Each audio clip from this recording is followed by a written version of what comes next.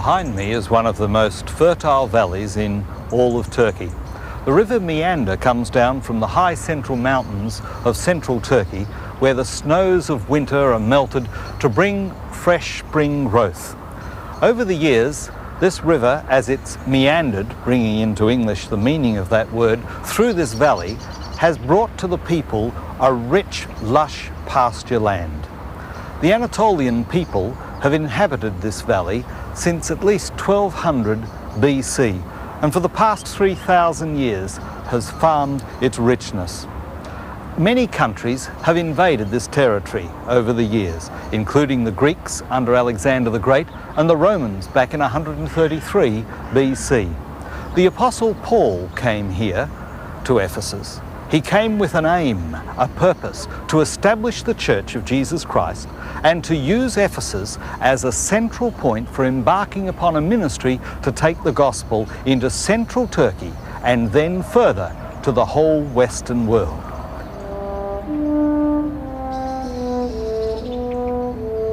Paul's ministry into central Turkey took him to the Roman outposts of Derbe, Iconium and Lystra, southeast of Ephesus.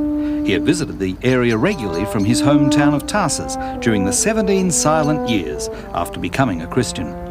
These three towns held important defensive positions in the Roman Empire and protected the back door of Ephesus and the whole Anatolian region. At Derbe, Paul met a young man named Timothy, who was converted under his ministry. Titus also came from this area, and they both accompanied Paul on part of his missionary journey throughout Asia Minor. Timothy and Titus were to play an important part in the establishment of the young church.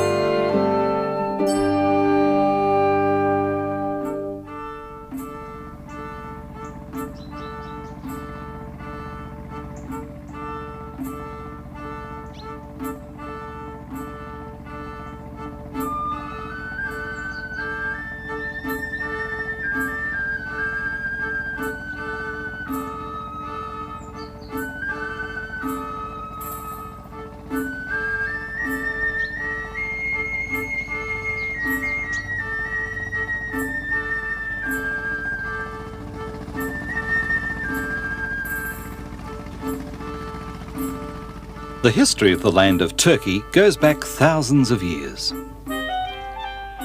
Some of the earliest inhabitants were the Hittites, an Indo-European race that arrived in Anatolia, the central and western part of Turkey, in 2000 BC. By 1600 BC, they had established a widespread empire. But even earlier than the Hittites were people from the Stone Age. Cooking utensils have been found on a number of archaeological sites dating back to 7000 BC. Anatolia is a land bridge between east and west, north and south, part of the triangle linking Africa, Europe and Asia. As such, it has influenced the history of the whole country as thousands of different peoples have passed through and settled here over the centuries. Its hospitable climate and geography meant it was one of the places where man first developed from hunter to cultivator on the slopes of the Taurus Mountains to the south.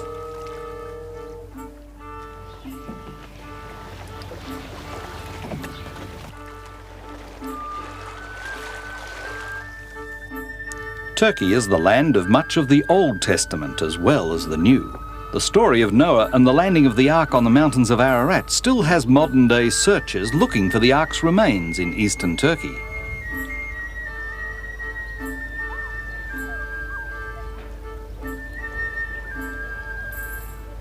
The Tigris and the Euphrates, the rivers of Eden, rise in the eastern mountains of Turkey. Abraham was living in Haran, which lies between the two rivers, when God called him and his family to start on the journey to Canaan. Apart from the Hittites, Anatolia has been home to the Phrygians, the Persians, the Greeks under Alexander the Great, and the Romans. The Roman Emperor Constantine moved his capital from Rome to Constantinople in 330 AD, where it remained the centre of the Byzantine Empire until 1453, when it was captured by Sultan Muhammad II. The Ottoman Empire, named after Osman I, gradually came into power in the east until in 1520 it ruled most of the eastern part of the Mediterranean. It wasn't until 1923 that the 500 years of Ottoman rule were replaced by a constitutional government under Mustafa Ataturk, the father of modern Turkey.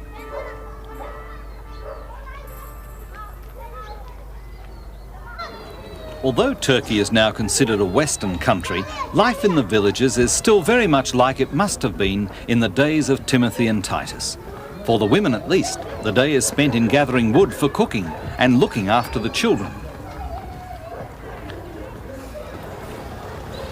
While some modern transport has found its way onto these dirt roads, animals are still the main means of transport. On the whole, it's very easy to imagine Paul with his small band of young men going as pastors from village to village, helping newly founded churches to grow until elders and other leaders could be appointed.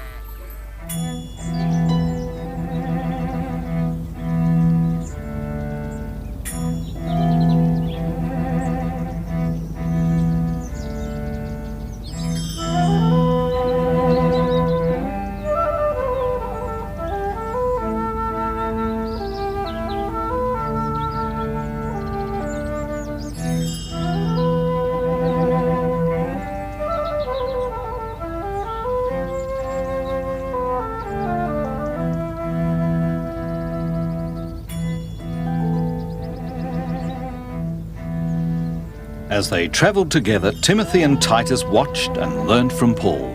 Then he sent them out as pastors to the churches he had established. Timothy was sent to Macedonia and the church at Thessalonica. Then Paul sent him here to Corinth because of the problem of immorality in the church. On top of this Acro-Corinth was the temple of Aphrodite with sacred prostitutes. The atmosphere of immorality was affecting the church. To help Timothy and Titus in their ministry, Paul wrote letters to them to encourage them and guide them.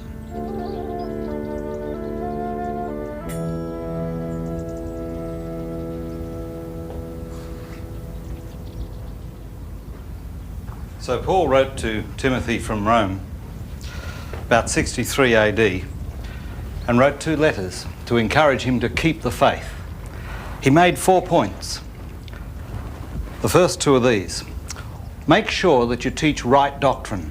And in the first chapter of the first letter, he says several times that you are to teach the true faith with a clear wisdom and not get carried away with useless idle gossip or doctrine that's wrong.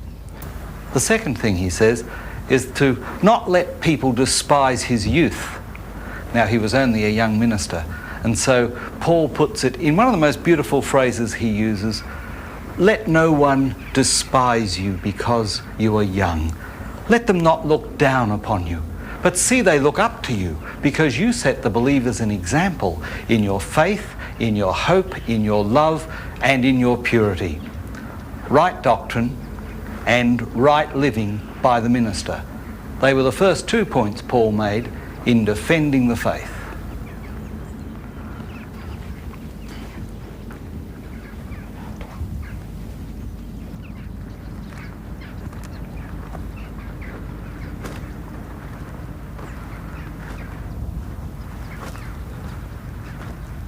These massive battlements remind me that soldiers are expected not only to defend their position, but they have to learn to attack as well.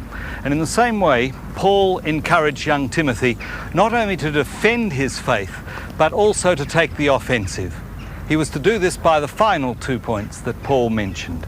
First of all, he was to appoint some good leaders in every place to help him. He indicated in the second letter, he was to appoint bishops and deacons and elders, faithful men who would be able to teach other people and instruct others in the faith. And then he gave an outline in his letters, both to Timothy and Titus, on the sort of character that bishops and elders and deacons who would give the oversight to the church's life should have. And then finally, he indicated that Timothy should teach the scriptures.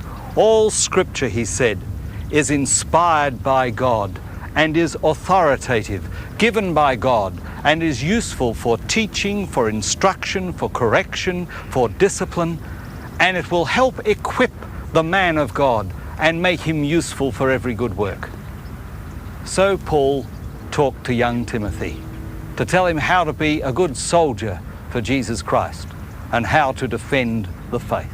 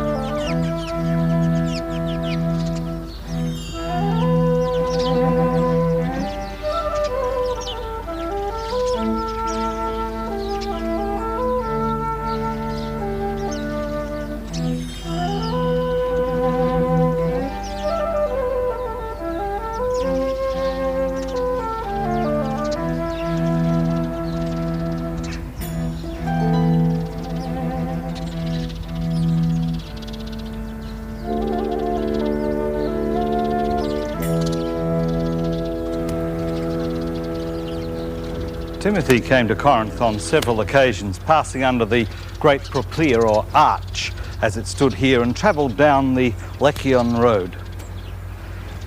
The real problem with Corinth was immorality within the church. And of course, up on the Acrocorinth, the temple of Aphrodite, the goddess of love, which was served by more than 1,000 sacred prostitutes, or hierodules as they were called, made the problem of immorality in this community a very real one. And because it was a central port, there were thousands of sailors who used to come to this area, and therefore immorality was common. And along the road are various brothels, still marked with the engravings in the footpath. To the church at Corinth, Timothy became a stabilizing force, a minister of truthfulness and righteousness. Many people have often spoken about the influence of Eunice and Lois, his mother and grandmother, but I think we must realize the tremendous influence on Timothy of his father. You'll remember he was a Greek, and he would have prepared Timothy for his ministries here in Greece, because Timothy went with Paul to Philippi, throughout Macedonia, to Thessalonica and Berea, and down to Athens. It was from there that Paul sent him back to Philippi with the letter called the Letter to the Philippians, in which he said, "I hope to send to you Timothy, who is a good young man, and he will bring me back news of how you're going, which will be of a great encouragement to me, for he is like a child to me in the faith." With Paul, he ministered here in Corinth for about 18 months. Then was sent to Thessalonica to help them work out some of their problems, then came back here to Corinth, then back to Thessalonica again, this time carrying the first letter to the Thessalonians to talk about the problems of the second coming of Jesus with them, and then to come back here to Corinth, where he ministered for at least 18 months. He was here in Corinth when Paul sent Titus over from Ephesus to here, and sometime later, that was with the first and second letters to the Corinthians, and sometime later Paul visited here himself, and Timothy was still ministering. And it was from here that Paul wrote the letter to the church at Rome, and in it he mentions the work that Timothy was doing. Yes, we often undervalue the work of that Greek father because his Greek father helped prepare Timothy for his ministry here in Corinth and throughout the whole Greek world.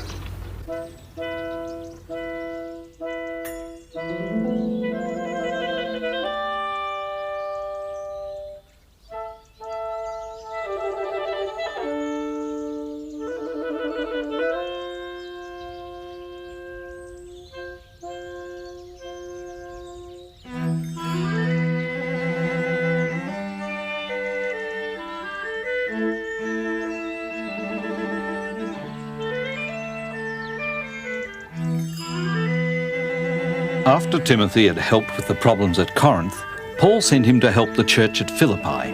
Titus, on the other hand, was sent from the centre of Turkey to Dalmatia, known today as Yugoslavia. From there he moved to Crete, then to Cyprus, and on to Nicopolis, on the western coast of Greece. South of Nicopolis is the Greek city of Delphi, famous for its oracle in earlier times and the source of much Greek thought on the mystical and supernatural. Like Paul, Timothy and Titus would have come up against Greek concepts of many gods, each needing to be appeased. But Greek culture also provided Paul with other things which he used to remind Timothy and Titus about important aspects of their ministry. In several of the letters of Paul, he makes reference to the Greek games, to stadiums, and to running, and to fitness. And to young Timothy, Paul said, bodily fitness is very important, but spiritual fitness is even more important. Make sure that you're fit in order that you might complete your ministry.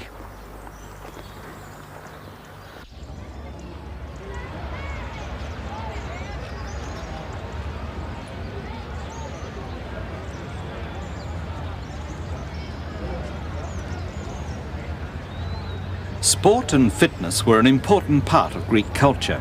The Greeks believed that exercise was necessary for a healthy mind, and wherever they built a city, they also built a stadium and a gymnasium.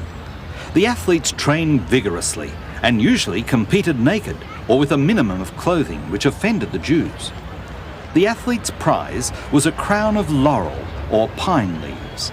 The athletic games of the Greeks were religious in origin and encouraged discipline, art, health, and fair play, and were sometimes used for diplomatic reasons.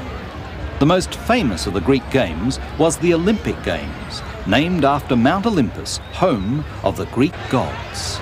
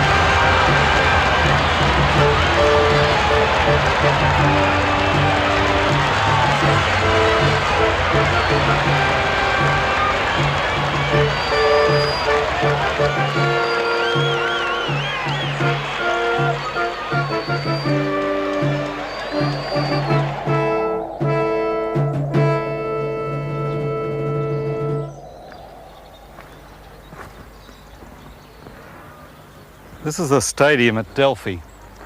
It was the model of athletic stadiums built right around the Hellenic world. The Apostle Paul knew how to communicate with young people, and therefore he frequently spoke about athletics, about running, and about being in the stadium.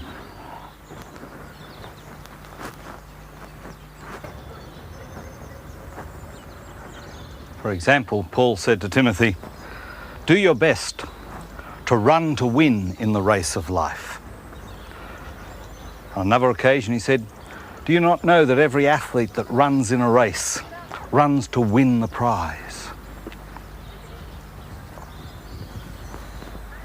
But the quote I like best is when Paul says, "As for me, the hour of my departure has come. I've done my best in my life. I have fought the good fight. I have run the race. I have finished the course. I have kept the faith. Henceforth there is laid up for me a crown of righteousness which no man can take from me. Consequently, every time Timothy would see one of these athletic stadiums anywhere in the world, he'd remember those quotes that his beloved Paul had written to him. He would remember that he had to keep spiritually fit in order to continue his ministry.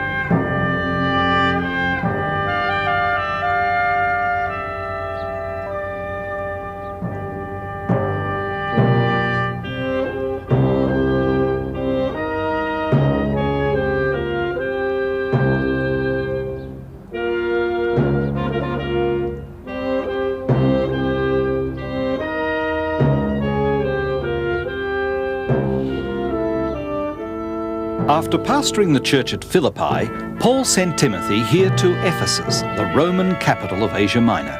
Paul had spent 3 years here establishing the church. With a population of 300,000, Ephesus was the principal city in Asia Minor. It was the centre of worship of Artemis, or Diana as the Romans called her, and her temple here was the largest building in the world, 3 times larger than the Greek Parthenon. There was also a huge temple built to Caesar and a 25,000-seat Roman amphitheatre.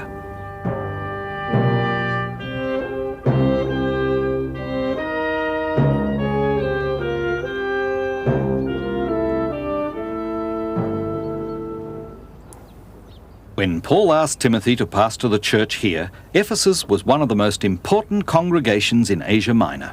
The leaders of the church, Priscilla and Aquila, had come over from Corinth to help Paul as he founded the Christian community here. Titus also served here with Timothy when Paul went back to Jerusalem. This great theatre here in Ephesus was the scene of the death of Timothy.